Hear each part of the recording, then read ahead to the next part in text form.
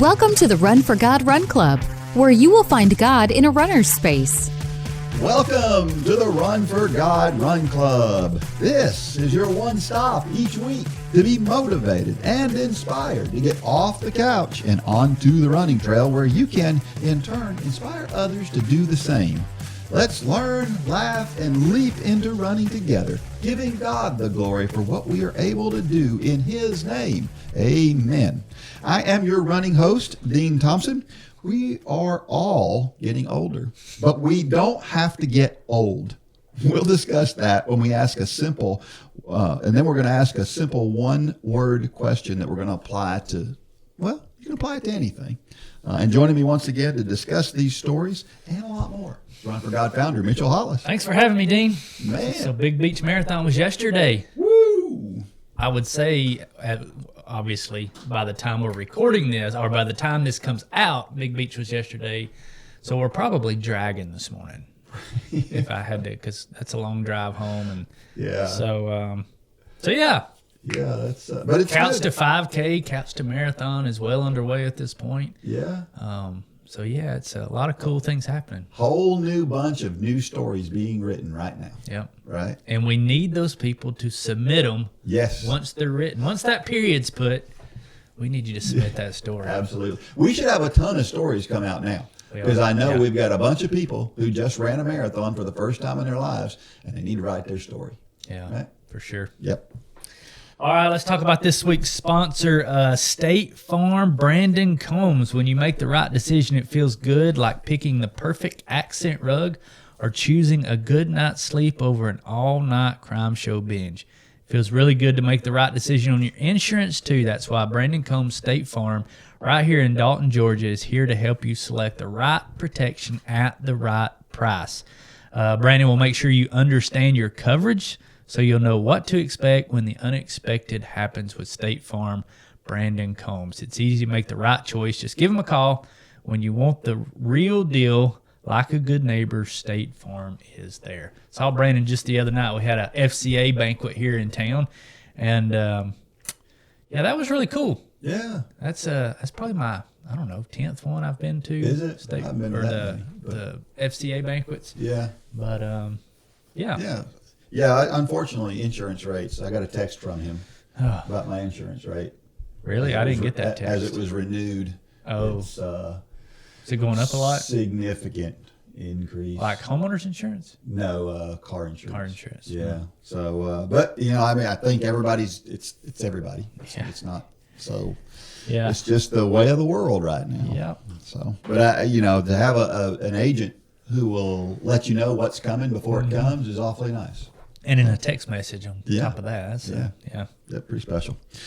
All right, we had a Facebook post from last week from Mary Priolo. Everybody knows that name, Countdown Mary. And here she is. 40 down, and down she went. Wow, it was cold this morning in Florida. Lows in the 40s with wind chill in the 30s. Now, y'all know how I feel about cold. Waited a couple of hours and finally got out the door at 9 a.m. dressed in layers. First layer came off about 9:15. Hashtag running warms a body. After mapping out the 20 miles earlier in the week, I was trekking along. First 5 miles were slow, like really slow. But it was cold, so whatever. Warmed up and got into a groove. Picked up the pace and was feeling great. Sun was shining, wind died down, and then bam! Next thing I knew, I was on the ground. I have fallen before and usually hop back up, shake it off, and keep on keeping on. This time, though, there was blood dripping from my head, and my Garmin was screaming at me, wanting to send an SOS to my contacts. Thankfully was wearing a warm, fuzzy ski cap, so was able to get pressure on my eye, which somehow hit the ground. Apparently, head wounds are bleeders. It looked a lot worse than it was, but I still want to have it checked out. No stitches, but it's going to be pretty bruised. Hashtag pretty eyeshadow. Good job to everyone getting their long runs in. Sometimes we have a setback, but it doesn't take us out of the race. Keep up the good fight. We're almost there. Now, where's the Tylenol? You know, I saw the picture of this. Did you see it when I she did. posted it? Well, I guess you did. You talking about it here. Man, she's a tough cookie. Yeah. That was a hard fall. That wasn't just a little No. normal fall. She hit pretty hard, evidently, because she had a nice shiner. It's funny how sometimes when we fall down, sometimes you go down so fast you don't even put your hands down because it's like boom, and Yeah. you're there. And I've been there, boy, I know it. When we say training for a marathon is not easy, this isn't what we're talking about. This is not the thing. Yeah. Now this can be, but Well, kudos to Mary, because I saw a few posts after that where she was already back out running and had that nice black eye. And but she's a tough cookie. Good Yeah. job, Mary, for getting back up and keeping on, as you say. oh, just such an awesome attitude about it. Yeah. Just like, yeah, this kind of stuff happens. And coming on here to encourage everybody else. Yeah, You know. yeah. It's pretty cool when we have this openness that we have with folks and Yeah. sharing their little vulnerabilities and the bad things as well as the good things. Yeah. is always good. So, and of course, I have fallen a number of times, As have I. and That's why I don't run trails anymore. Those roots, it's like they come out and attack me. You know. right. Yeah. They're not just there; they attack you. Yeah, yeah. Well, she doesn't say anything about did she finish this run? Was this toward the end of the run? All I know is she had in 5 miles, and then I don't know what happened. But that's what's cool about this post is that it's not important. Right. It doesn't matter if she finished it. Great. If she didn't finish it, that's great too. Sure. It's whatever she had and whatever she could do. So yeah. And I'll tell you what.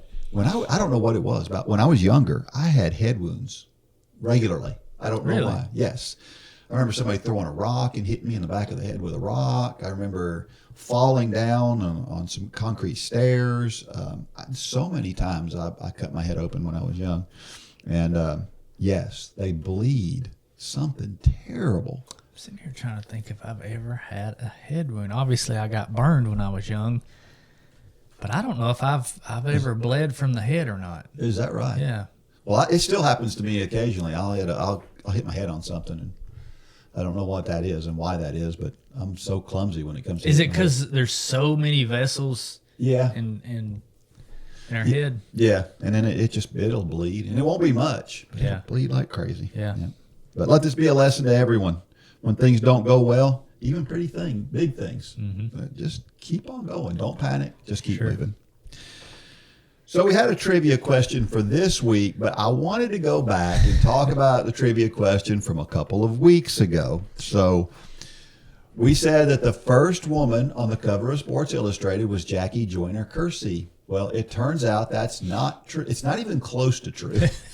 So If we're being honest. I apologize to everybody. I read that in an article and I took it as gospel, which is one of the things that, we talked about in last week's podcast. But, Yeah. don't believe everything you read. So take a snapshot of what you just did, and I'm going to come back to it at the very end of the podcast. So I want to mark this spot for the end of the podcast because I'm going to bring it back up. All right. So All right. Well, it turns out that the first thing I saw was that somebody had sent an answer in and said Mary Decker was on the cover in 1983, which was 4 years before Jackie Joyner Kersee. And so that was, and it wasn't just a little bit of a cover. She was like Sportswoman of the Year. I mean, it was a big and deal. you're thinking, oh no. So anyway, I missed that one. But then Debbie starts going in and looking through, and she found some site where it had every cover for Sports Illustrated. She went through them one at a time, and she found in 1964 there were a couple of younger women that I'd never heard of were on the cover saying this is the future of women's running. And so Really? yes, and so I really blew this. So you one. didn't miss it by a little bit. No, I missed it by a lot. By a lot. Yeah. So if you're going to do it right. That's right. Absolutely. So this week's trivia question answer, or last week's question, this week's answer, the names Abel Mutai and Ivan Fernandez Anaya are linked together because of a cross-country race in December of 2012. What happened in the race that makes them linked forever? And this is a great story. I'm sure that a lot of people have seen this and just didn't know that that's what this was. But these two guys are running in it wasn't a European championship, but it was a pretty big professional cross country race in Spain, just outside of Pamplona, in a small town called Burlada, Navarre, and they're running this race, and Abel Mutai, he was way out in front. I say way out in front. He was significantly out in front. And he got toward the end, and he thought he was finished, but he was confused about where the finish line was. And as he was he had almost stopped, like he was done, but the finish line was like 10 meters away. So Ivan comes up behind him and sees what's going on, and instead of running by him and winning the race, which he could have done, he started shouting at Mutai, saying, "You need to keep going. The finish line's up there." Well, Abel didn't understand him because he's Kenyan, and this Ivan is Spanish. So finally, what he did was he got behind him and pushed him. He would not cross the finish line first, and he pushed Abel across the finish video line. or picture of that. Is it a pretty famous picture? It is, because you see him pointing. Yes. Yeah. That's it. I have seen that. That's the one. I didn't know that's who this was. Yeah. And so, it was he just kind of gently pushed him across the finish line so that he would finish first. What a great picture of sportsmanship. Isn't it? Mm-hmm. Isn't it? And this is what he said afterwards when they asked him about it. He said, "I didn't deserve to win it," says 24-year-old Fernando Anaya. I did what I had to do. He was the rightful winner. He created a gap that I couldn't have closed if he hadn't made a mistake. As soon as I saw he was stopping, I knew I wasn't going to pass him. And yeah, sportsmanship is good, but this is not as cut and dried as people make it out to be, right? So do you remember, I think we were in Iowa, and we were watching the triathlon, and it was the guys' race. Yeah. You remember what I'm talking about? Yeah, Schellenberger. No, it was. I remember exactly what you're talking about. The guy went down the wrong finish chute. Yeah, well, he didn't make the turn. It was like almost a 180-degree turn, and he missed the turn. Right. And the other guy ran up and beat him. Right. But I would argue that in that case, part of the race is knowing the course. It is. And so I don't think that was wrong for him to do that, even though technically, if that guy would have made the right turn, he definitely would have won. Yeah, it's just bad. That situation was bad all the way around, because that's one of those instances. I put it a little bit on the race director. Yeah, a little bit, because it was a 180, like you said. It wasn't like a sweeping turn. And the reason I kind of put it a little bit on the race director, because as soon as I can't remember the guy's name, that he missed it, they ran out and put cones up. And they actually had, when the second place guy came through, they were standing pointing him. Yeah. Because it was such a hard turn. But I felt horrible. Yeah. For Schellenberger, who was second. What is the guy's name? He's Spanish guy. He's a Spanish guy. Luis Ortiz. Yeah. I felt so horrible for both of them. Luis was obviously just upset because it was a big race. It was world spots. Yeah. And Luis felt horrible because he was mad because he missed it. And then Schellenberger, who wants to win like that? Yeah. I mean, he didn't want it. You could tell. Right. But luckily, USA Triathlon did the right thing, and they took both of them to Worlds. They didn't have to. I mean, they could have just gave it to Schellenberger. But, yeah, it was just an unfortunate situation. Yeah, I guess my point is that this is great sportsmanship. If I had been in that position, I probably would have done the same thing, just seeing this particular situation, just knowing that he thought he was already there. I could do that. But at the same time, you don't know. I remember being in a race one time where about a half mile from the finish line, the guy he had created a gap from me, and this was for the win. And he stopped a half mile out and grabbed his ankle. I remember you talking about that. And, he was hurt. Yeah. So do I stop or do I run by him and run to the finish line? And I think it is, but at the same time, it's a gray area. I mean, he did wind up finishing second place. Yeah. Just like 9 seconds behind me. So he got up and continued to run pretty quickly. I think in this case, Well, like one of the another famous triathlon finishes were the Brownlee brothers. Yes. They're two of the best triathletes in the world. Both of them's been in the Olympics, and I think it was Johnny Brownlee came around the corner, finish line's 50 yards away, literally or less, and his brother had him beat. I mean, handedly. Yeah. And when Johnny came around the corner, he saw his brother right in front of him, staggering. Yeah. I mean, he had obviously hit the wall, body shutting down. Well, he kind of put his arm around his neck and kind of lifted him up and walked through. It was so funny. He pushed him through the finish line, and his brother hits the ground. Alistair hits the ground, but he forcibly made him beat him. Yeah. And that's another one of those instances. Now, the ones that are cut and dry to me is you've seen these guys celebrating. Oh, yeah. Before they even get to the finish line, and then somebody beats them. They deserve it. Yeah, it's fair game at that point. If you're celebrating before you even hit the finish line, you probably deserve to get beat. Yeah, so, I agree with that. Yeah. But yeah, we've seen several of those through the years. That, Yep. Yeah. But it's always good to see these sportsmanship situations where somebody just does it's human beings caring about other human beings. Anytime we see that, that's cool, because that's a picture of the way Christ wants us to be. Sure. For sure. Yep. All right. Well, we got a bunch of 5K challenge people just getting started as well, right? So we got the new Couch to Marathon. The Couch to 5K. So they're running concurrently right now. Is that the right word? Concurrently? Right. On the same track. And so, yeah, we're a couple weeks into that now. And it's but let's talk about, before we go to break, let's talk about the Run for God weekend, because all the details are up on the Run for God weekend. This is where I always say the magic kind of happens on this weekend, because if you're part of this ministry, if you're part of Run Club, you're on the social networks with us. You're experiencing running with a bunch of people whom you've got to know, but you've never met. Yeah.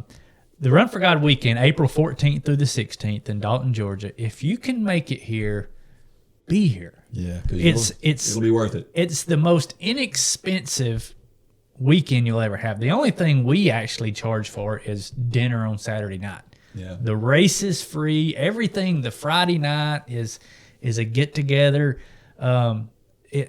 We try to make it as inexpensive as possible because we want you to get here. Yeah.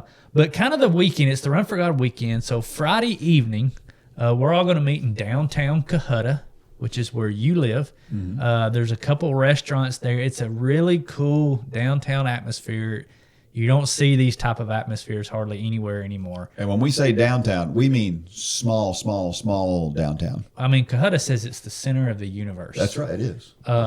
So we're all going to meet downtown. You can eat at whichever restaurant. There's a couple of restaurants. There's a pizza place, barbecue right downtown. And then we're just going to have a kind of impromptu get-together. After that, we're going to have the mayor of Cohutta, Georgia, speaking to you all, who is also a Run for God graduate. So that's going to be a treat. Saturday morning is obviously the Run for God 5K. It's free. If you're a Run Club member, it is completely free. We're going to be sending out codes for that probably in late March.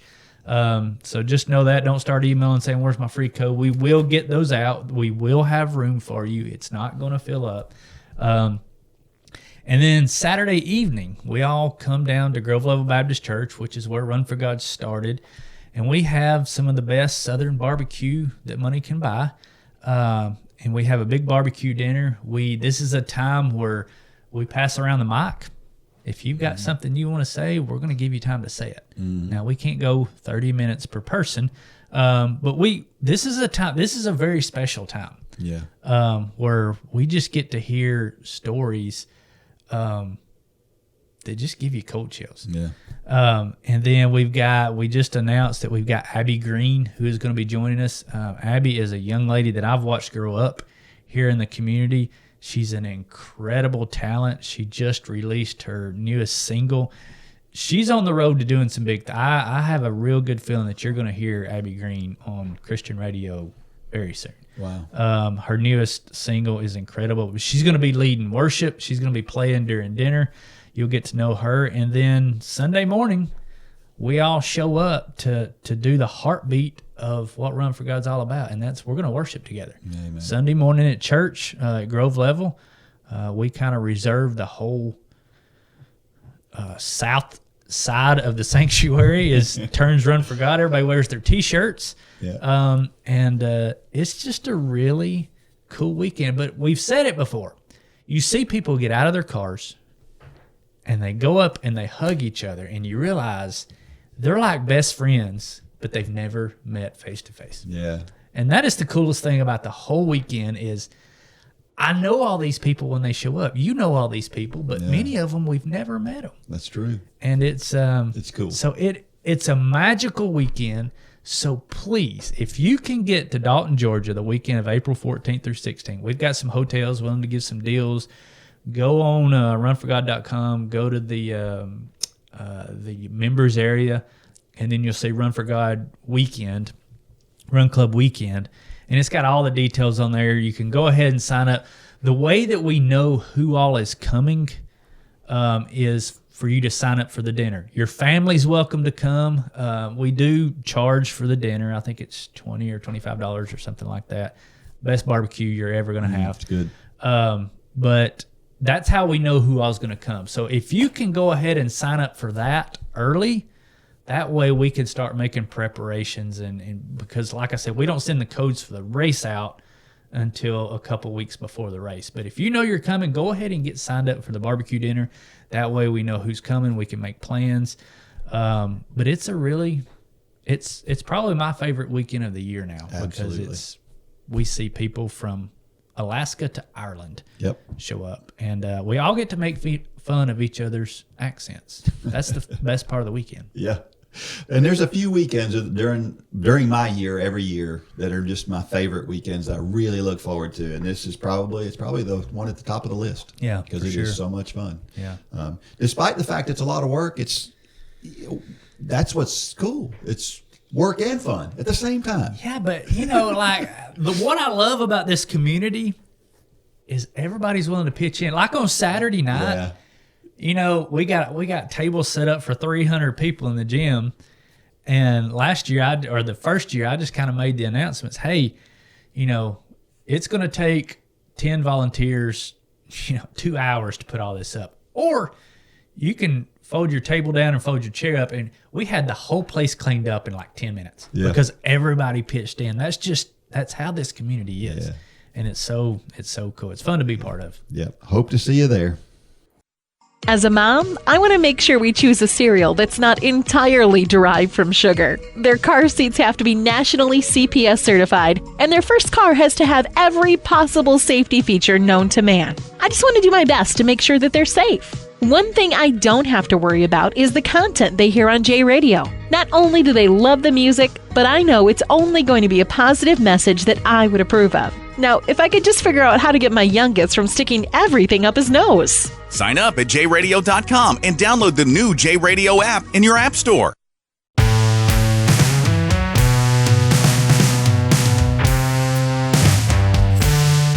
All right, so we're back. And just one note from the last segment, we were talking about the Run Club weekend.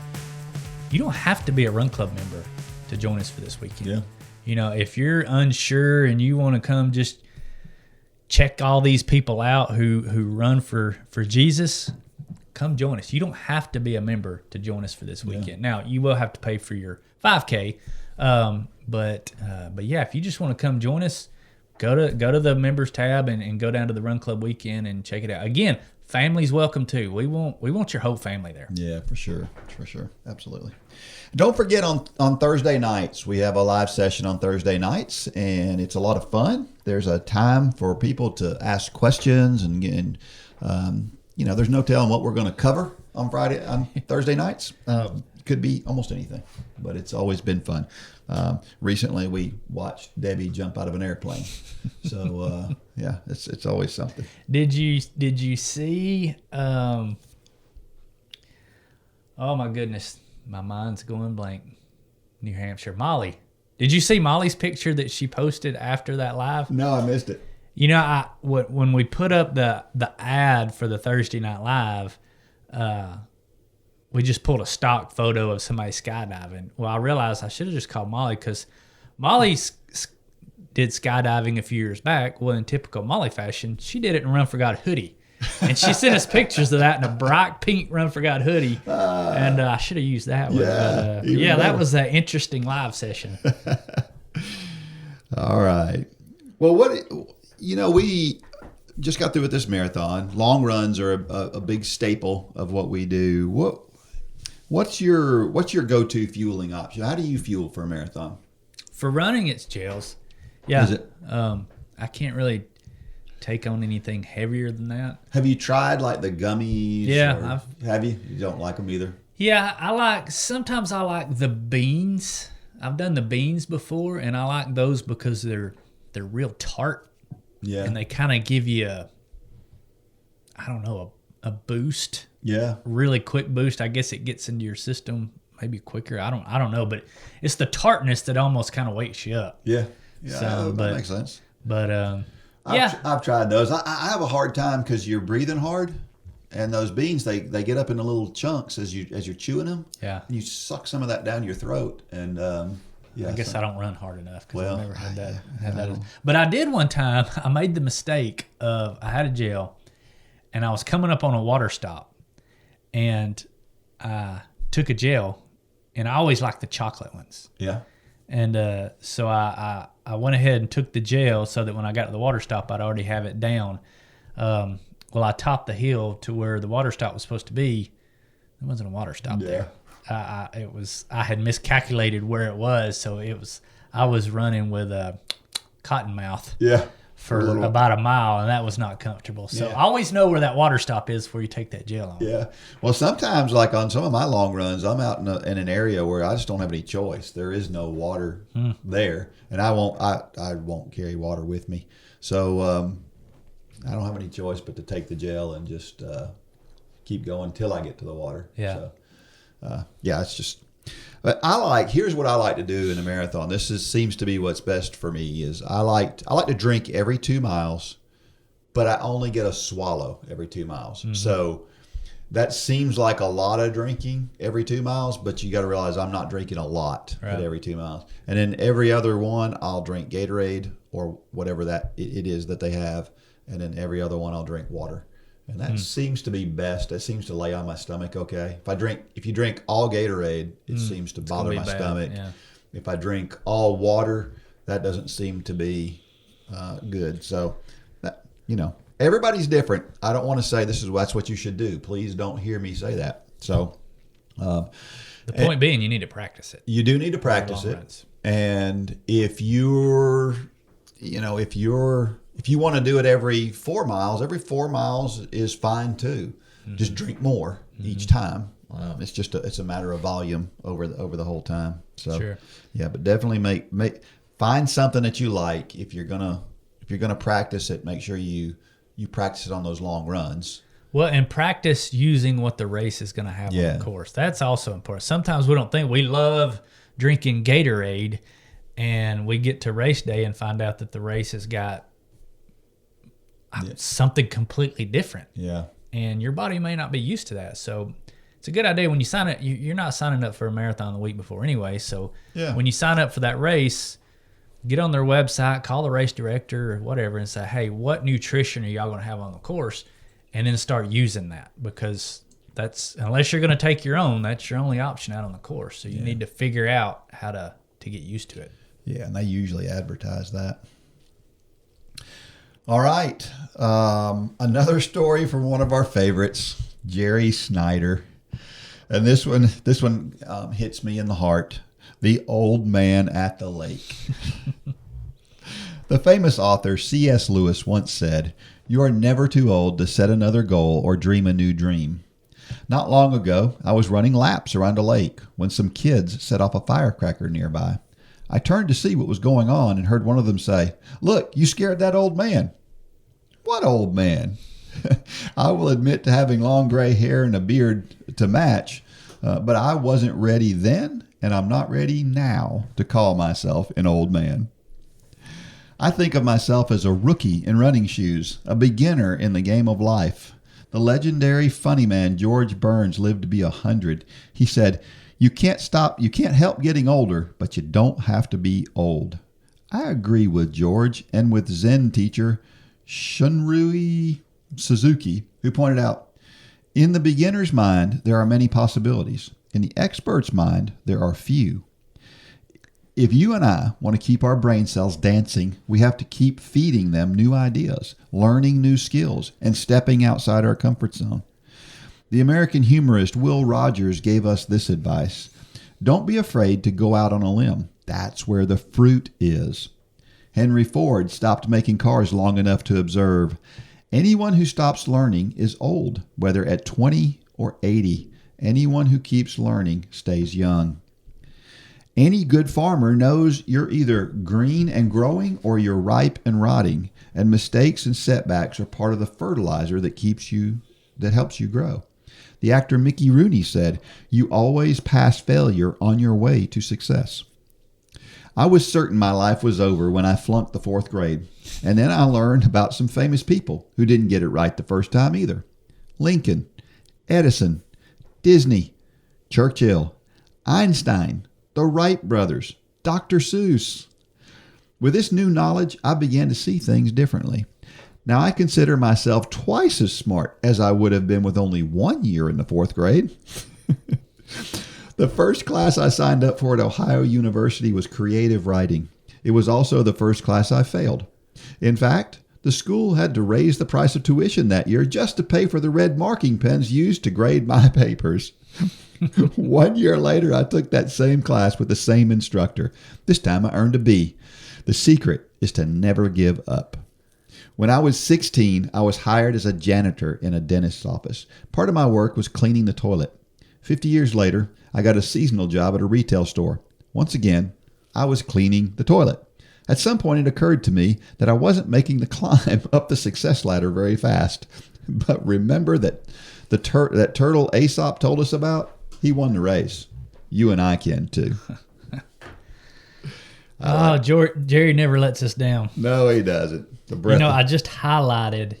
We do the quotes. I don't even remember what day they're on in social media, but I highlighted. I think of myself as a rookie in running shoes. Yeah, that's going to make the quote of the week. Yeah, I love that. That's a good one. Yep. And this story kind of goes along with Mary's Facebook post a little bit, right? Sure. Just keep moving. In this case, she fell down. You're older. There are things that can slow us down and can even stop some people, but they don't have to. Sure. And it's a lot of it is in the way that we think about it. So I've seen people I used to be a human resources manager, and I've seen people who retire, and then it's like a month or two later, they're gone. I mean, it sounds morbid, but the truth is that they stopped doing stuff, and we got to keep moving. We got to be active, and we got to keep failing. I think failing's important. Sometimes we got to fail to learn, and I think that's important. I failed 2 classes when I was at Georgia Tech. Really? And it was the same class twice. So, I took history 3 times at Georgia Tech. Really? Yes. What'd you make the 3rd time? I don't know. Just barely? Probably a C. Probably a C. This was at the time, this was early in my Georgia. My last couple of years at Georgia Tech were really, really good academically. My first 3 were not very good at all. Yeah. But, I just had to get up and keep going. Now, one of those failings was, there was extenuating circumstances. I'll just say that. And, but, I could have just kind of quit and gave up, but, just had to keep going. Because the truth is, for me, I shouldn't have been at Georgia Tech. I wasn't smart enough. My SAT score wasn't high enough. But you were fast. But I could run fast. Yeah. And back in that day, that was enough. Yeah. Today, there's no way. But back in that day, it was enough. But I guess the bottom line is I took advantage of the opportunity that I had in front of me. Sure. There was a point in time where I stopped running, and that was the reason I went to college at the time. Well, part of the reason. And I stopped running, and it crossed my mind to either transfer to another school or to just drop out. But I thought it was such an opportunity for me because I didn't deserve to be there to start with. I might as well finish. I think at times we all get paralyzed by failure. I think, and I think that's getting worse and worse in our society. Maybe You're right. I have never. I don't think I've ever really been one to fear failure, because especially as I've gotten older, I do look at it as opportunity, because you can't succeed unless you fail at first, and if you do, that success is chances are it's not going to last too long, because that success that you think is there is actually failure in the making. So yeah, I think we all need to. I think that's what holds people back from sharing the gospel, from signing up for a marathon, for all these things, is the fear of failure. But failure is not bad. In fact, it's scriptural. Rejoice in your afflictions, in your failures, because we know that makes us better. It makes us sharper. And there's a ton of examples. Yeah. Show me one success without a failure. And you're going to be hard to find that. That's right. Romans 12:2, be ye transformed by the renewing of your mind. The idea of becoming new is pretty awesome, especially as you get older. That idea of being renewed is pretty cool. And of course, this quote's from Romans. It's about our salvation, and of course, nothing's more important than that. But this goes to a lot of things. And right now, what we're seeing, I think, is we're seeing a world that is compromising. And that's what it means by do not be conformed. That's part of this quote. Before that, it says, do not be conformed to this world. But we're so busy compromising and going, well, I don't want to. We do it in the name. A lot of times positive things. It's like, I don't want to hurt somebody's feelings. Right. But,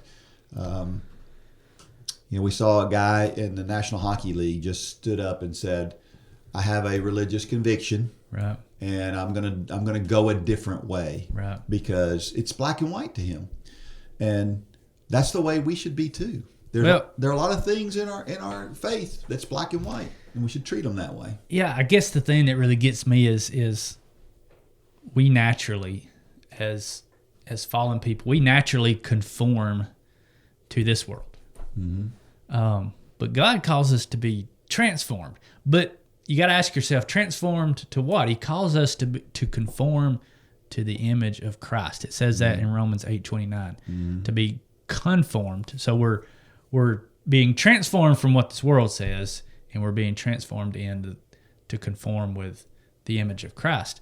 Conform, if you look it up in the dictionary, it says behave according to socially acceptable conventions or standards.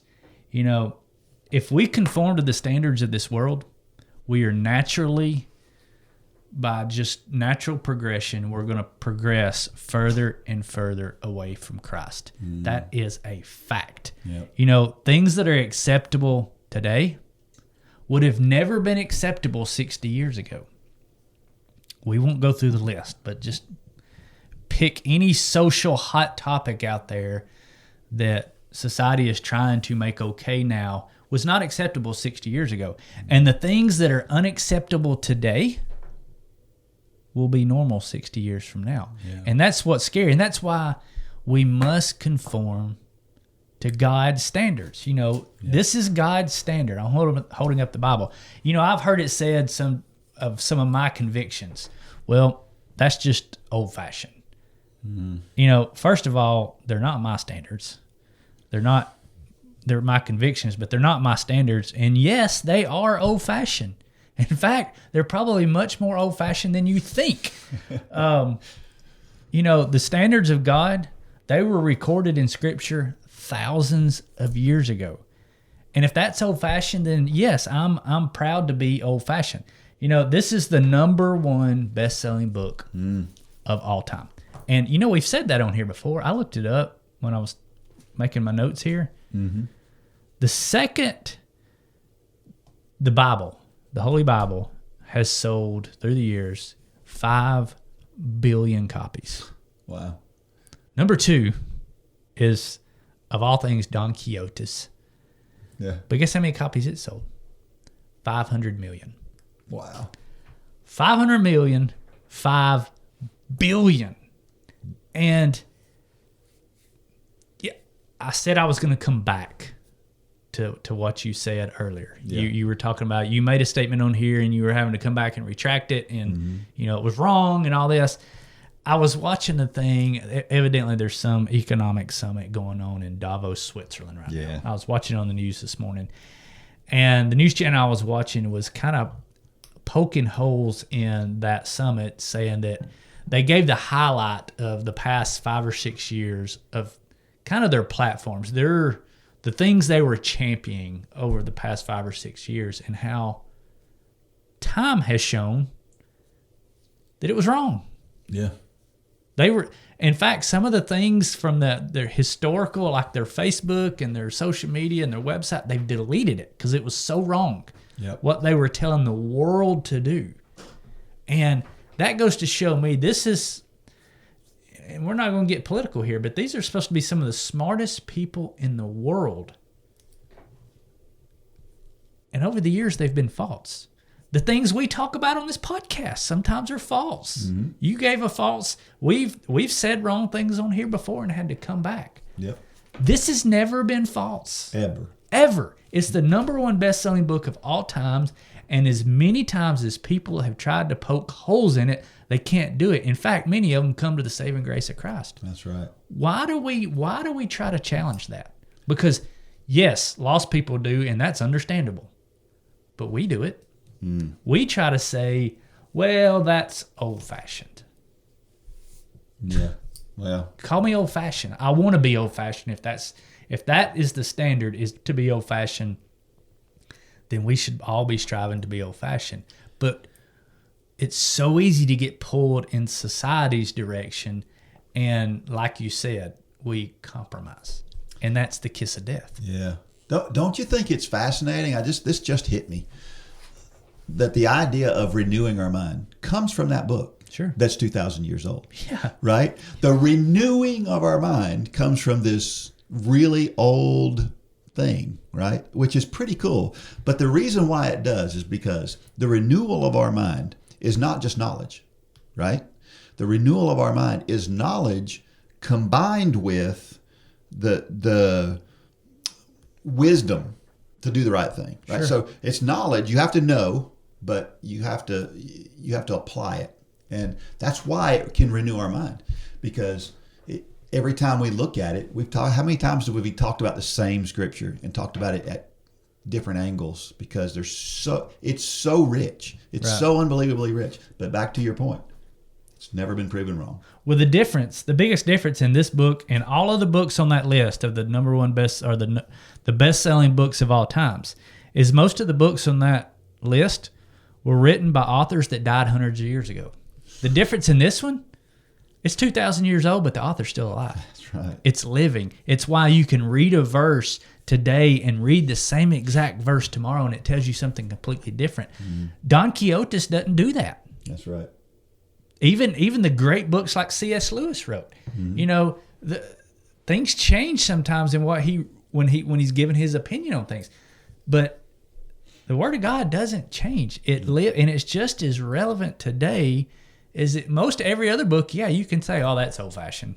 Yeah. You read a cookbook that's 100 years old, and nobody cooks over fires anymore. We use the oven. That changes, but the principles in this book don't change, and the fact that it's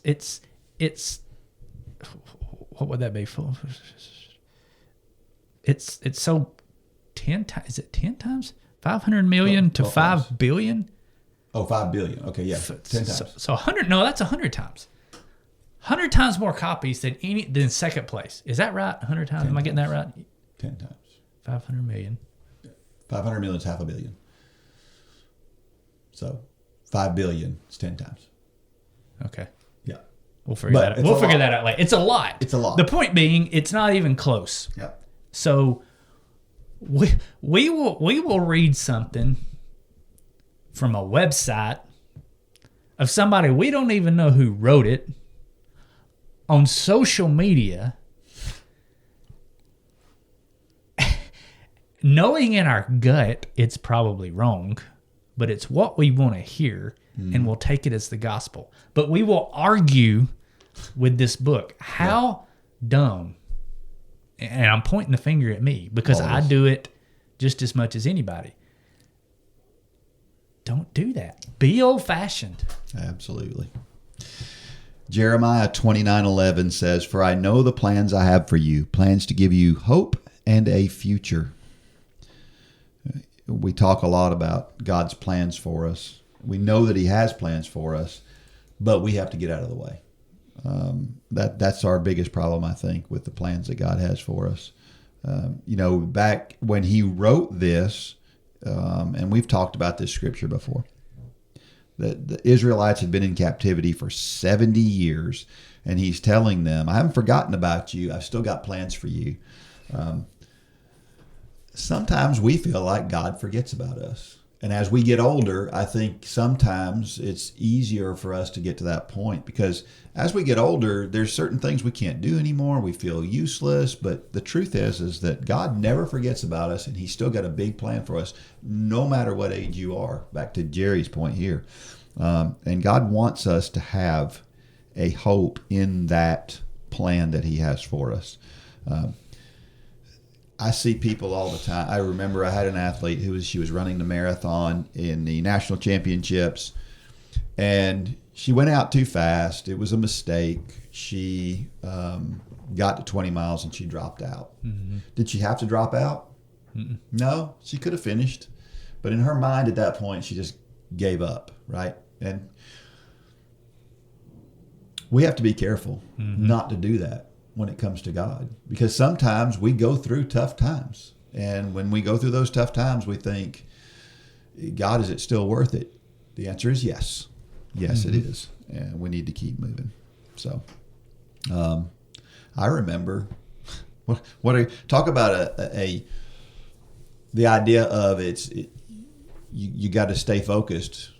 My old high school coach, which we've talked about before, needs to be on here at some point in time. Mm-hmm. He broke his toe the day before a 312-mile race, and went through with the race anyway, and ran 312 miles on a broken toe. Now, was that a smart thing to do? I don't know, but it's a heck of a story. But the truth is that he's a whole lot tougher as a result of it. Yes, I guarantee that. Yeah, well, he's about the toughest person I know, probably. But that's how tough we can be. Sure, that's how we can persevere. And the truth is no matter what is going on in your life, no matter how bad you feel like it is, God can get you to the finish line every single time. John 1:5, the light shines in the darkness, and the darkness has not overcome it. I love this verse because it's so simple. Yeah. The analogy is just God is light, Jesus is light. Darkness, no matter how hard darkness, and the evil one's darkness, no matter how hard darkness tries, it can't overcome light. Yeah. It can be the darkest cavern in the pits of the earth that that's where you go to experience real darkness, is you go into a cave. Because you turn the lights off and you literally can put your hand right to your face, and the human eye just can't see it. But all it takes is the smallest match. Yeah. And everything lights up. And that is God in this world. This world is a lot of darkness. Yeah. But I just love that analogy. You know what struck me about this time reading it, and maybe this is because I do a fair amount of writing, and so you look at the way things are worded sometimes, but you notice that it says, the darkness has not overcome it. If I were writing this in my humanness, what would I have written? I wouldn't have written that. Will not, cannot, something like that, right? But he says, has not overcome it. And I think that what that tells me is this is living. It has not, because that just sounds like it's more current, right? Has not rather than cannot. I don't know. There was something about that struck me as being so so deep that it has not overcome it. I don't know. I don't know if that makes any sense or not, but here's a question. When was the last time you did something for the first time? I think I talked about it a couple of weeks ago. A few weeks ago, I ran back-to-back 100-mile weeks. Now, 57 years old is not the time to try that for the first time normally. But I wanted to do something different. I have this desire, and I know you're the same way. You have this desire. You want to do something you've never done before. And there's so many people who never want to get outside of their little, but I really, really thrive on it, and I really like that. And so I forced myself to go through 2 weeks of 100 miles, and it was totally worth it. And I think that when I realize that I can still do things like that, it kind of keeps me feeling young. It goes back to that thing that Jerry was saying. I'm getting older, but I don't have to get old, and I'm not going to get old. So Debbie and I talk all the time about how, isn't it weird how everybody around us keeps getting older and we don't? Yeah, it's weird how that happens. That's kind of our mentality. Yeah, I mean, I think the last time I did something I'd never done was walking that marathon. Yeah.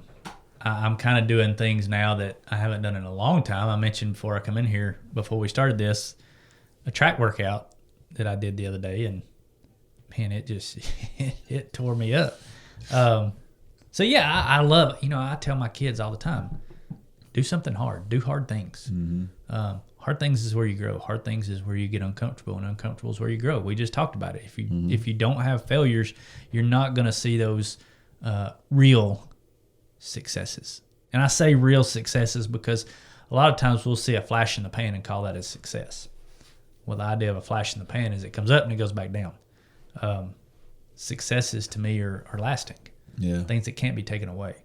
And it takes failures along the way for that to happen. Yeah. And it takes doing things you've never done before. Yeah, yeah. I wonder how much the culture that we have now, where you can go and talk about trying new things, the culture now is, if you want to try something, you go online and you find an instructional video on how to do it, right? And you can find anything. And it's pretty cool. But I wonder how much it's hurt our creativity. Like, sure. It used to be that we used to try to dream up new and different things to do. And now what we're doing is we're finding somebody else who's done it so we can copy them. Yeah. And I wonder if that's hurt our creativity. It has. And as soon as you say that, I think of Landon, because Landon, what I love about him and his woodworking is he don't send him a video. Really? Yeah. When he, like the project he just got done out there, which was incredible. It was a desk and it was a credenza. But the lady said, Landon, get creative. And he literally, I was pulling up videos of different things. And he's like, don't send me that. He wants to come up for it. Of course, he's also the kid. If there's a jig to help you do something easier, he's not going to buy the jig. He's going to figure out how to build that jig. Yeah. And then, but yeah, I agree with you. I think YouTube, for all its great things, somebody said it the other day. I was trying to think of who said it. They said kids, but I say we don't sit and just think anymore. Yeah. When we think about we need to figure this out, what do? We go straight to our phone and we pull up YouTube, and that's great. But you're right, that critical thinking and creative thinking, we rely on. Put the phone down. Yeah, it strikes me that movies these days, we don't do anything new anymore in movies. Yeah. Movies are all, what's the most popular movies these days? It's all the old comic book heroes. Yeah. Those are some of the most popular movies these days because nobody's coming up with anything new. Right. Yeah. It's interesting. Another question. When did a setback become a setup for a comeback? I think I look at this ministry. I wouldn't say it's a setup for a comeback, but I would say it's a setup to become better, because setbacks often make you better. And I think we've had a lot of those through the years in this ministry. We start to progress, then we take 2 steps back, but we'll take 3 steps forward and 1 step back. And I just think, I was talking to Jared yesterday, the gentleman that kind of produces this podcast, and he gave us a great compliment because, you know, we hit 50,000 downloads a few weeks ago, and that's great, but we haven't grown like a lot of people have. You know, a lot of people, they start and they have this straight up spike, and he said, the way you guys are doing it is the right way. The slow and steady. You talked about the tortoise and the hare earlier. Yeah. You know, we've done it slow and steady, and it's our members. We've done it organically, which is the best type of growth. We have those minor setbacks, and it allows us to move forward. And I look back through the years, and we can pinpoint them. Yeah. You know, COVID being the biggest one, obviously. But what did that force us to do? It forced us into Run Club. Because Run Club was kind of something, do we really want to mess with classes in churches? Right. That's how this ministry was started. It's how it's grown to where it is. And God said, well, I'm just going to take the groups in churches away from you for a little while. Yeah. And it forced us, and it's been great. Yeah. Now we're adding back in the churches and groups, and we've got both worlds now, which is, so yeah, I think, but it's important that you do look back.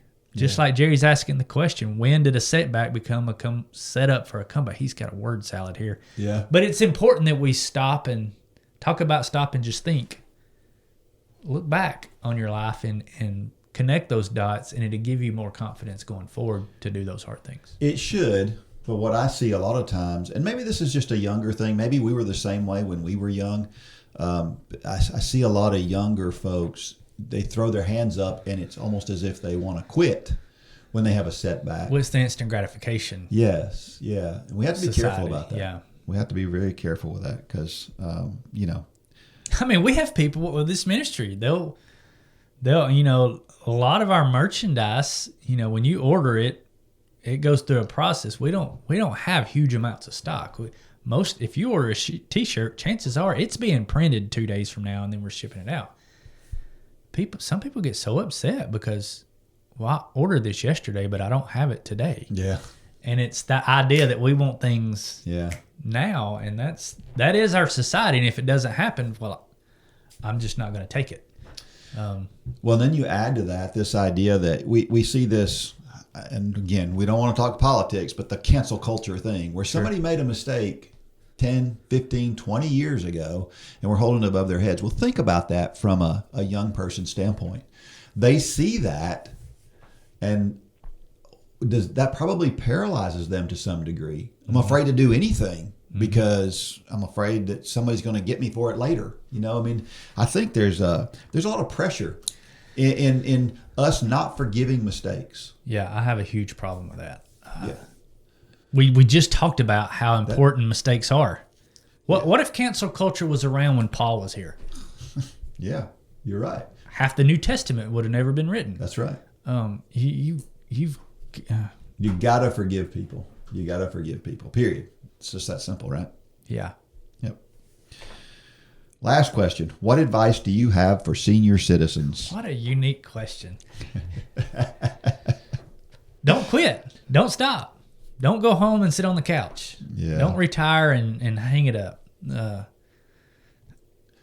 Do an encore career. Do something. Don't, you know, some people want to go travel the world. If you can't afford to travel the world, then go get a part-time job and travel the world part-time, or just stay engaged. Because you're right. I've known a lot of people through the years who they retire and it's like, this is it. I get to sit around and do nothing. And you're right. It goes downhill from there. And that cognitive side just deteriorates quickly. We've got to stay engaged. Yeah. I'm so proud of, Debbie she decided a couple of years ago that she was going to be dedicated to the idea of getting in 10,000 steps a day. She had been running, and then she had all these problems with her lungs. It got to the point where she really couldn't run. She was trying to figure out, okay, what can I do? You know, I don't have to just accept that I can't do one thing, but what can I do? Mm-hmm. So she started doing the whole thing where she walks 10,000 steps a day. And like today, it's raining outside. Mm-hmm. It's probably going to rain all day long. You know what she'll do? She'll get it in the house. She'll walk up and down the hallway. She'll get in her 10,000 steps. She has gotten in 10,000 steps for every day for over a year now. Wow. And that's pretty impressive. That's the key. We've said it on here a million times, consistency over time. I was on the track the other day, and the young man that lives in your neighborhood, what's his name? Nate. No, this wasn't Nate. This was Evan across the street. Okay. Came up, Yep. and he was kind of peppering me with questions about running because he's really wanting to get faster this year, and he was talking about training plans and cross training. And I said, Evan, because I was listening to the things he said and realized he's very erratic. Yeah. And everything. I said, what do you think is the number one way to get faster? Training plans. I need to call Dean, don't I? I said, no, you don't need to call Dean. And what was it he said next? It was something about cross training. You know, he does hand-to-hand combat and all that kind of stuff. Anyway, I said the number one key to getting faster is consistency. Mm-hmm. And he kind of looked at me like I had three heads. Like, yeah, what does that have to do with anything? And I said, you know, anything we do consistently over time, we get much better at than if we have some kind of strategy. Mm-hmm. You know, getting out and running 3 miles a day, 5 days a week for 3 years you're going to be far faster than if you have 27 different training plans. You get hurt. You have to take 2 months off. You don't like what you're doing. You switch to this. You get a new coach. You're going to be much faster if you just find a process and you be consistent with it. That's true. And it's true. How good of a metaphor is that for our walk with Christ? Don't complicate it. Don't make it fancy. Yeah. Just talk to God every day. Read the Bible. Do hard stuff every day, and you'll be a better person. Yep. One way to do that is the Bible in a year thing. We still have, last I checked, over 100 people every day. Yeah. Watching the videos, and those videos are not, you don't happen up on those. You have to be intentional about getting to them. So that's really cool to see so many people who are, and it's not too late to join, right? That's right. Yeah, you can join the Bible in the thing anytime. So here's what I do. When I was young, my mother said you can do anything you put your mind to, and I believed her. Mm-hmm. And so if I see somebody doing something, I look at somebody else and I think, if they can do it, I can too. And I think that's the way, as we get older, sometimes we think we can't do. Mm-hmm. But go out there, you talk about YouTube, a good resource. Go out there, you'll find somebody else doing it. Mm-hmm. And if somebody else can do it, so can you. Period. And so, now you have to be smart about it. Sure. Don't go crazy. You know, you don't want to be 60 years old, the longest you've ever run is 4 miles, and tomorrow you're going to run a marathon. Yeah. That's not the thing we're talking about. But being older also means being wiser. Sure. If we can do that, we can do big things no matter how That's what they keep telling me, that the older you get, the wiser you get. I'm just waiting on that to happen. Do you struggle with motivation to exercise? Are you looking for something that will challenge you and inspire and motivate you? The Run for God Run Club is just what you need to get off the couch and on your way to a fitter, healthier you. Stop trying to get into better shape and do it with the help and inspiration of thousands of others who are going through the same challenges you face. Whether you are participating in the Couch to Marathon Challenge or any of our other challenges, or you're just looking for a daily pick-me-up to get active, join the Run for God Run Club today. You can join for as little as 27 cents a day. So what are you waiting for? Get started today at runforgod.com.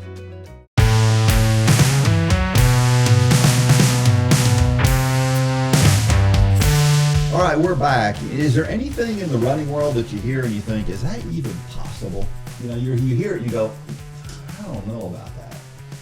Well, it's funny, your topic you got here, that would have been mine. Yeah. Because I remember following this guy when he was doing this. And how is that even possible? Yeah. The Iron Cowboy, James Lawrence, did 50 Ironman triathlons in 50 days in 50 states.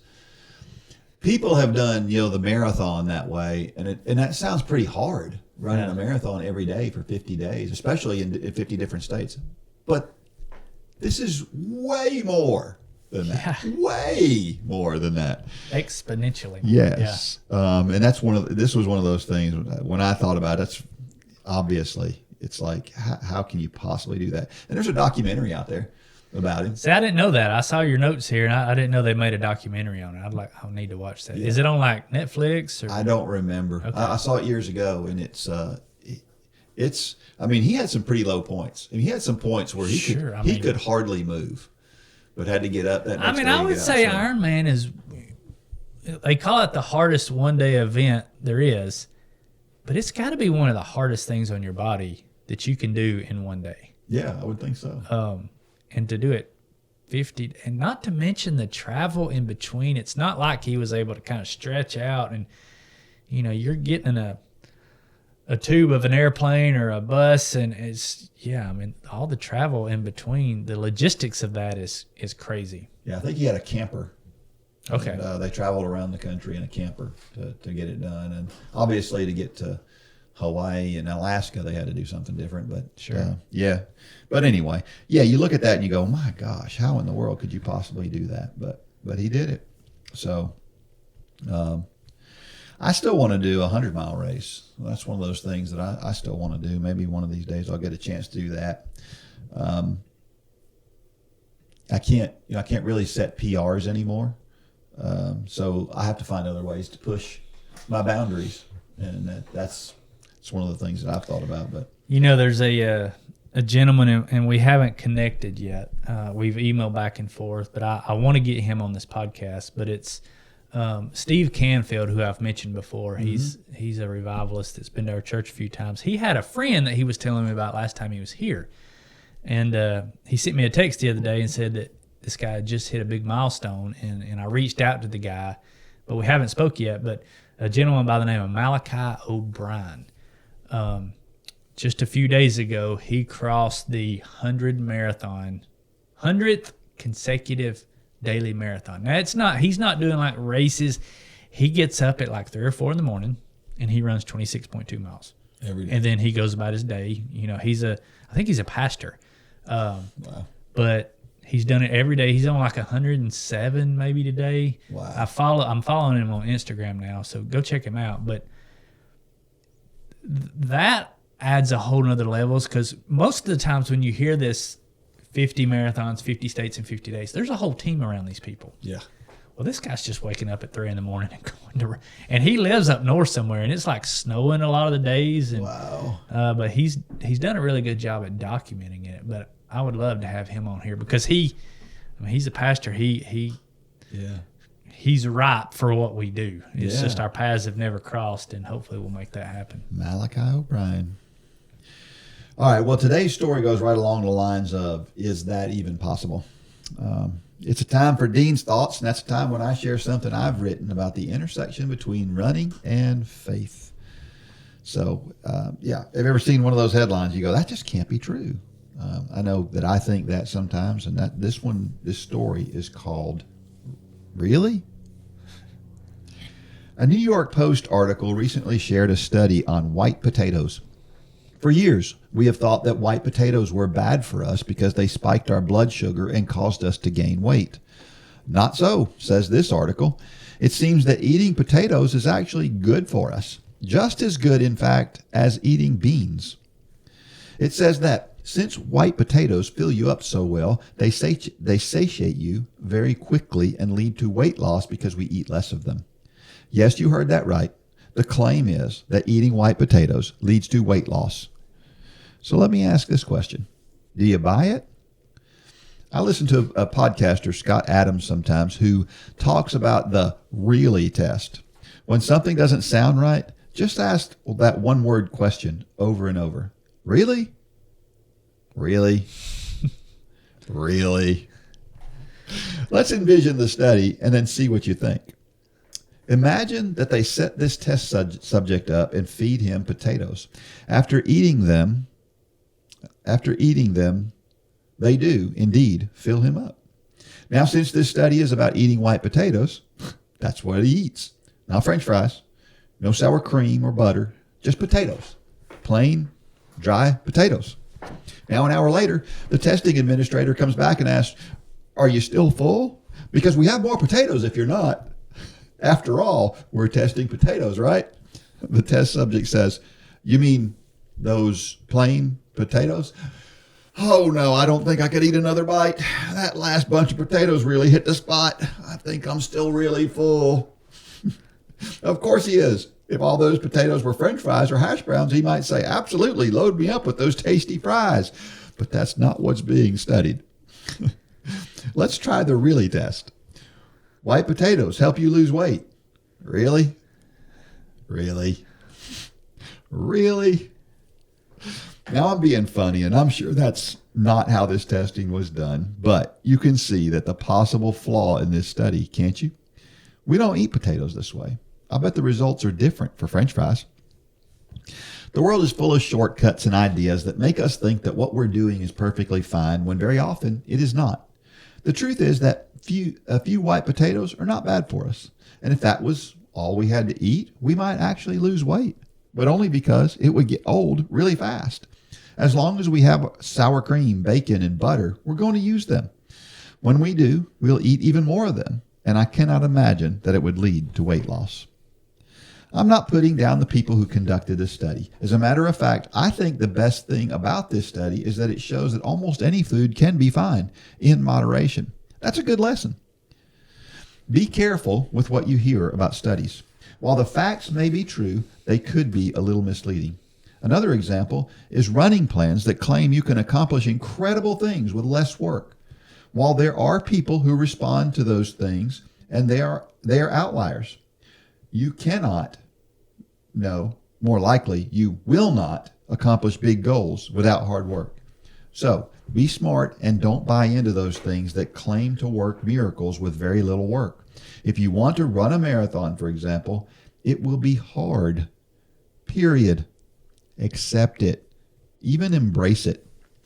When it comes to our salvation, it is really simple. Understand you're a sinner, that God has sent his son to die for your sins. Repent and accept him as your Lord and Savior. It is that simple. However, leading a life for Christ is not always easy. There are many challenges in living a life dedicated to him. The act of being saved from a life of eternal separation from God doesn't seem to pass the really test. But living your life in a God-honoring way definitely passes the test. The two go together. So, use the really test. Can I run a marathon on 15 miles a week in training? Really? Really? Really? It will almost always lead you to the right answer.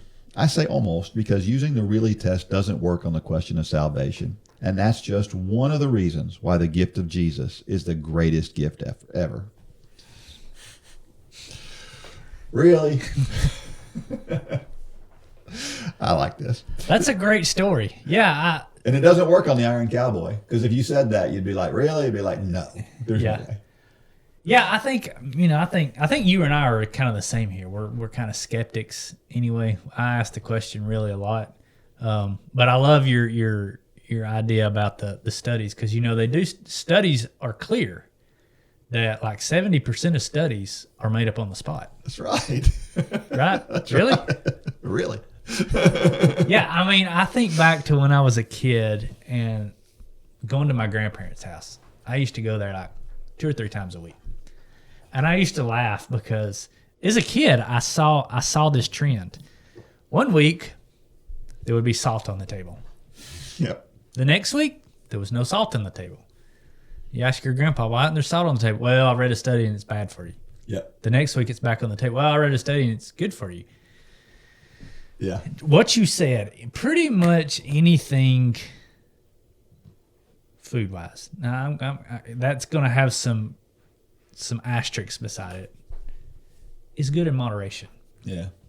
God gave us all these varieties of food, and to cut things completely out or to only eat one thing. You're right. Yeah. Potatoes I will lose weight if all I have to eat is plain white boiled potatoes. Yeah. There's no doubt I will lose weight because I will get sick and tired of them. But that's how many times, especially in this society, we do studies to help us get the answers we want to hear. Yep. That's exactly right. And that's the way most studies nowadays, you got to look at who paid for the study, number one. Yeah. Because I would guarantee that if that was really a study, Somebody which in you said Idaho. somebody in Idaho paid for this study. The Idaho truck that you see missing all the time, that's where he was. He was paying for this study, the potato truck. But that's Well, and this also leads to another question, another thought, and that's what we call the dog not barking. Mm-hmm. So, and let me give you an example. So, Lane, fast runner, right? Lane was running super fast on less than 30 miles a week. Mm-hmm. Well, who does that? Nobody runs fast on less than 30 miles a week, but Lane did. And if you told somebody that, somebody would think, well, maybe I can do that. And they would go out there and try to pound their head for less than 30 miles a week and make it work, and it's not going to work. They didn't have the whole story. They didn't know the whole story. Because the truth is, he's getting a lot of his fitness through biking and swimming. Yeah. But that's what I call the dog not barking. And we have to be careful when we read studies or we hear about somebody who did something. It's social media. There's a lot of dogs not barking on social media. Somebody's highlight reels don't show all the downside of why they got and where they got to where they got. And we've got to be careful with that. Well, I had a conversation with my boys. This has been a few weeks ago, because this is the hardest thing with young boys in the age of social media, and especially like with Lane. If it can make him faster, he's gonna do it. He's gonna try it. And I've always really pounded, you can't, especially in the world of supplements. This supplement was going to do this, and it's going to do this because this guy said so. And one of the best things that came out of the whole FTX cryptocurrency, the guy, Sam Bankman-Fried or whatever his name is, it was just all a big sham. This whole thing collapsed, probably the biggest scam in the history of the world. To me, that's not the biggest story. And this guy, I love this guy. I think he's great, but he made my point. Shaquille O'Neal. Yeah. Do you know what I'm about to say? No, I don't. So Shaquille O'Neal was one of the big endorsers of FTX. He was one of the guys like Tom Brady, and I think there were several of them, but Shaquille O'Neal was one of the ones saying, you need to I don't even know how you do it, but you need to be part of FTX and get into cryptocurrency. Well, after all this went south, a lot of these celebrities lost a lot of money because they were putting their own money in it. Not Shaq. You know what he come out and said? I don't even believe in cryptocurrency. Yeah, this really happened. Go look it up. He didn't own any cryptocurrency, but yet he was endorsing it. Because why? Sam Bankman-Fried paid him a lot of money to endorse it. Wow. And I don't know. That was just, I ran straight to my kids saying, look, guys, now, this is nothing against Shaq. No. I love a lot of his commercials. He is the endorser of all. He endorses everything nowadays. Yeah. It's kind of a running joke nowadays. Yeah. Point being, we live in a day of influencers. Yeah. And there's a lot of influencers out there saying, there's a better way to Christ. Let me show you this other way to heaven. And that is rampant nowadays. We talked about the best-selling book of all time. There's no bigger influencer than Jesus Christ. Yep. No bigger influencer ever on this planet than Jesus Christ. Let him be. If he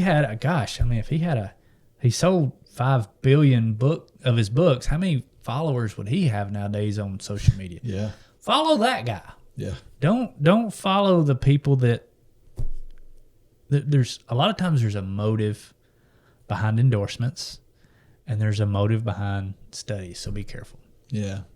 I thought about this from a salvation standpoint. You hear a lot of people say, well, all you have to do is believe in Jesus and right. and you're saved. And right. the truth is there's a lot on the back end of that. And I think about this from a training standpoint. We can have a great training plan, and we can believe in that training plan. And we can think it's the greatest training plan in the world. And we can believe that it's going to make us the absolute fittest and fastest person you can be. And you can be 100% convinced of that. But if you don't go out there and do what the training plan says, then you're not going to, it's not going to do you any good. You can believe in it all you want. Mm-hmm. And that's what Christ did. If all you do is believe that Christ is who he says he is, and you don't lead a life following him and showing that you believe that, just believing, it's not enough. Mm-hmm. The demons, the Bible tells us, the demons believed. Sure. And so you got to be careful with that. Just from a relationship standpoint, we got to make sure that relationship is strong, right? And we have to one step further. We have to, when you have that training plan that you know is good, you get up every day wanting to do what it takes to do that. The same thing applies to our salvation. We have to wake up every day wanting to do what Christ has set before us for that thing. And really believing, not enough. You got to really want to do what you have to do. Most things in life are really simple. It's whether it's money, there's all kinds of money being made off creative money strategies. Mm-hmm. If you spend less than you make, you save some and you give some and you spend some, you will become wealthy one day. When a training plan, if you download a simple training, we always say there is nothing special about the training that we offer at Run for God. Mm-hmm. We simply put it in a package and offer the encouragement that goes along with it. But the training itself is really simple. Yep. It will lead you to your race. And an abiding relationship with Jesus Christ is simple. It's believing, it's confessing, it's accepting Christ as your Savior, and it's following him. It really is that simple. But there's been scores and scores of books written on all these different subjects that try to complicate it, but it's not complicated. Keep things simple. Yep. Because the truth is, when you ask the question, really? Yeah. The answer is absolutely. Yeah. While you're working hard to keep your body in shape physically, the music you listen to while you run can help keep you in shape spiritually. We've partnered with J Radio to put together a group of running playlists by Dean, Lane, Holly, myself, and others that you hear here on the Run for God podcast. Plus, you can listen to a playlist put together by members of Run Club just like you. Check out the whole station of Run for God playlist at jradio.com and in the J Radio app.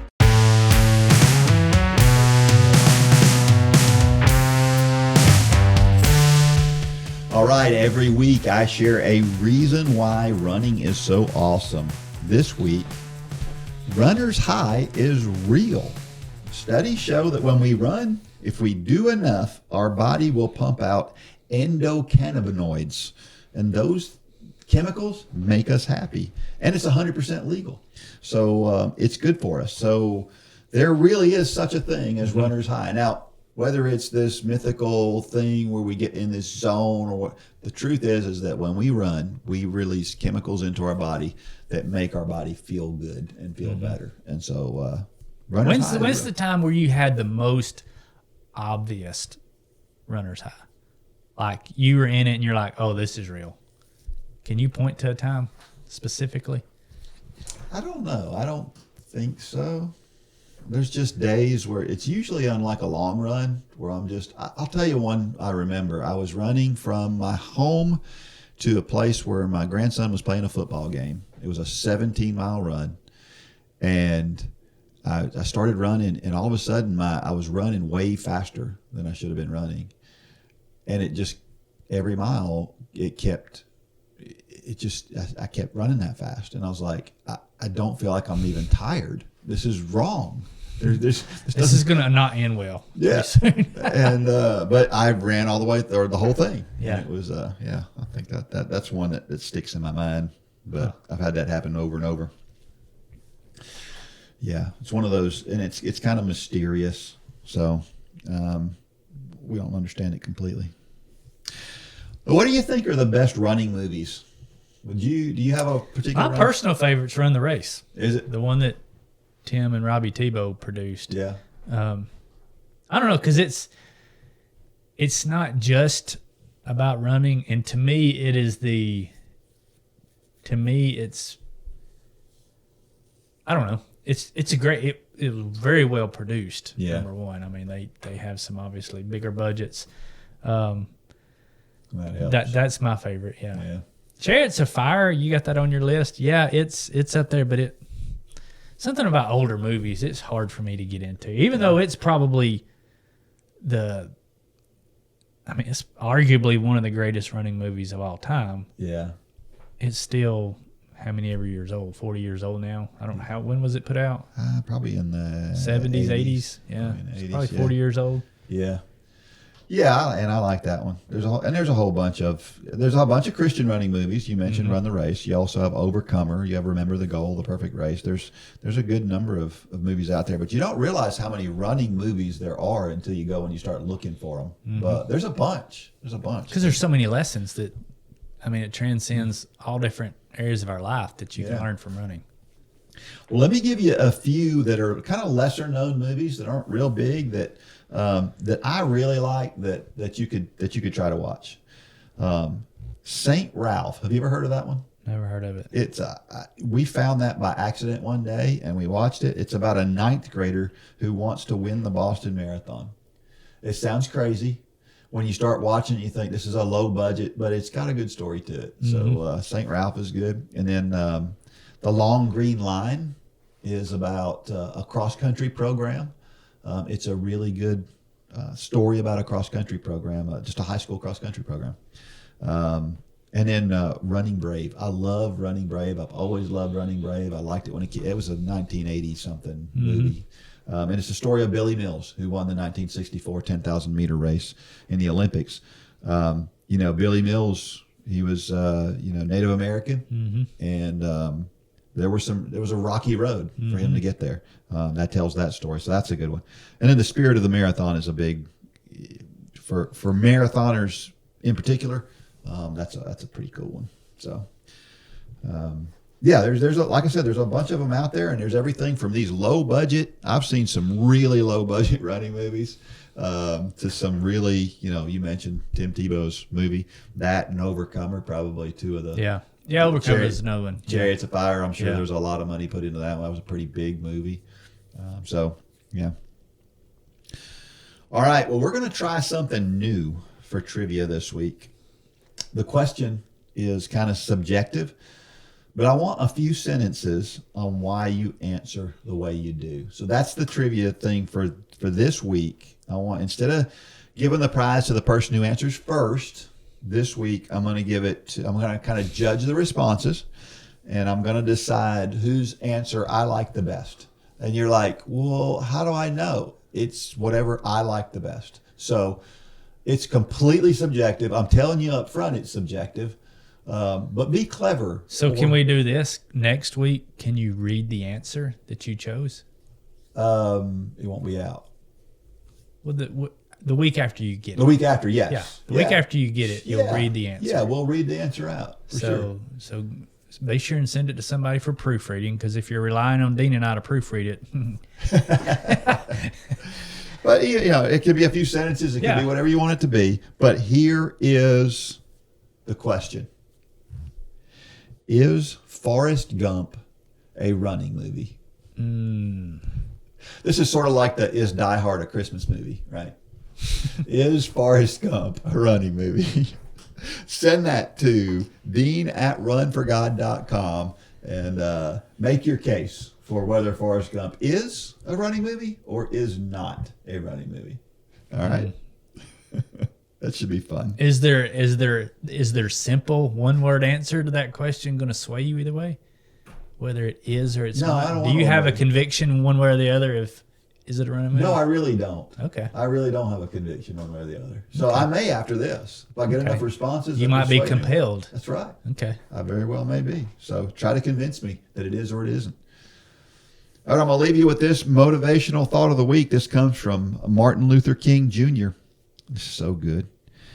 People fail to get along because they fear each other. They fear each other because they don't know each other. They don't know each other because they have not communicated with each other.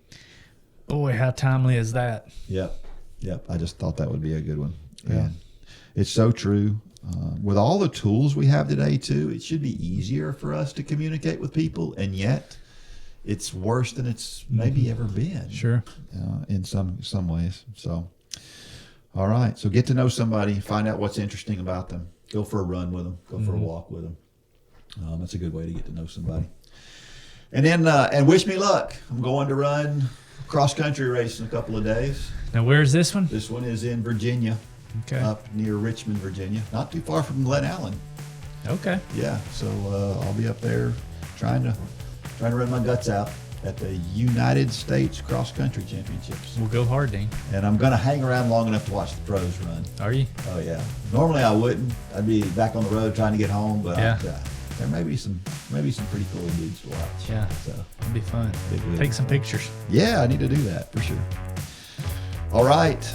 Until next week, may God bless every step of every run.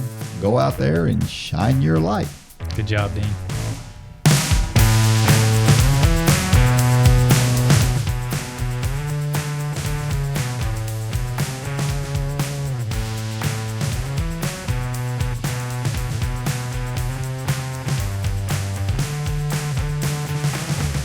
For more information about the Run for God ministry, go to runforgod.com. If you have questions about your salvation, click on the Peace with God tab. There's nothing more important.